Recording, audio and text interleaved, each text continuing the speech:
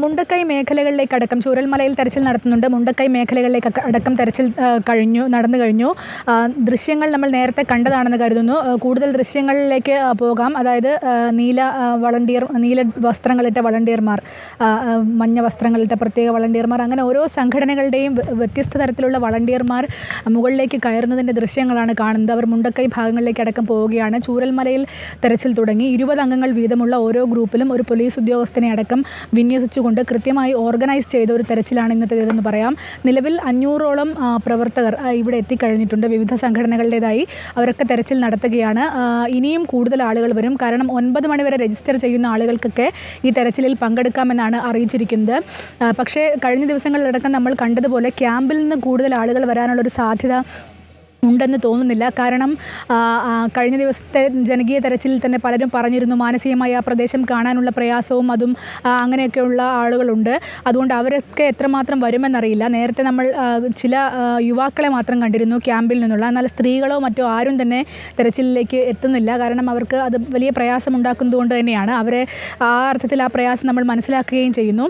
ഏതായാലും തെരച്ചിൽ ഇപ്പോൾ തുടങ്ങിക്കഴിഞ്ഞിട്ടുണ്ട്. ഇനി നേരത്തെ അർജുൻ സൂചിപ്പിച്ചതുപോലെ പുനരധിവാസം അടക്കമുള്ള ചർച്ചകളിലേക്ക് സർക്കാർ കടക്കുകയാണ്.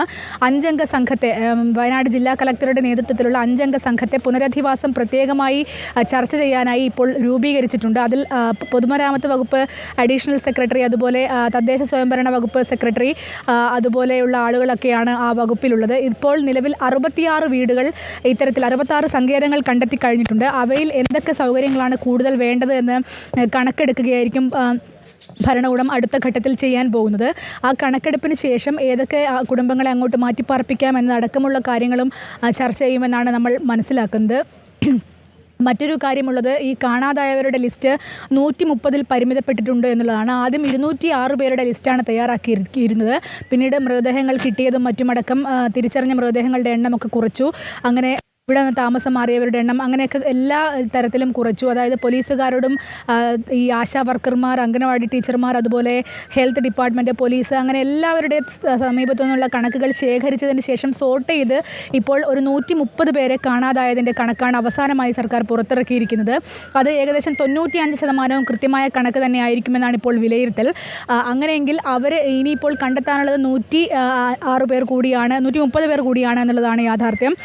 അവരെ കൂടിയുള്ള തെരച്ചിൽ എത്രമാത്രം, ഈ തെരച്ചിലിൽ എത്രമാത്രം അവരെ കൂടി കണ്ടെത്താൻ കഴിയുമെന്നുള്ളത് ഒരു ഉറപ്പുമില്ലാത്ത കാര്യമാണെങ്കിൽ കൂടിയും ജനങ്ങൾക്ക് സംതൃപ്തി ഉണ്ടാകുന്ന, ഇവിടെയുള്ള ജനങ്ങൾക്ക് സംതൃപ്തി ഉണ്ടാകുന്നതുവരെയും ഒരു തെരച്ചിൽ എന്ന് തന്നെയാണ് കെ രാജൻ മിനിസ്റ്റർ നേരത്തെ സംസാരിക്കുമ്പോൾ പറഞ്ഞിട്ടുള്ളത്. ഇന്നത്തോടെ തെരച്ചിൽ അവസാനിപ്പിക്കുകയല്ല, പക്ഷേ ഒരു ജനകീയ തെരച്ചിൽ എന്ന തരത്തിലേക്ക് കാര്യങ്ങൾ ഇന്ന് പോവുകയാണ്. ആർക്ക് വേണമെങ്കിലും തെരച്ചിലിന് വരാമെന്ന് പറഞ്ഞിരുന്നു. ഇന്ന് 11 മണി വരെ, 12 മണി വരെയൊക്കെയാണ് തെരച്ചിൽ ഔദ്യോഗികമായി പറഞ്ഞിട്ടുള്ളത്. എങ്കിലും വൈകുന്നേരം വരെയും ഒക്കെ തിരയാനുള്ള ഒരു അനുമതിയാണ് സർക്കാർ കൊടുത്തിരിക്കുന്നത്. ഏതായാലും ഈ കാണാതായ 130 പേരെ കേന്ദ്രീകരിച്ചായിരിക്കും കൂടുതലായ അന്വേഷണം ഉണ്ടാവുക.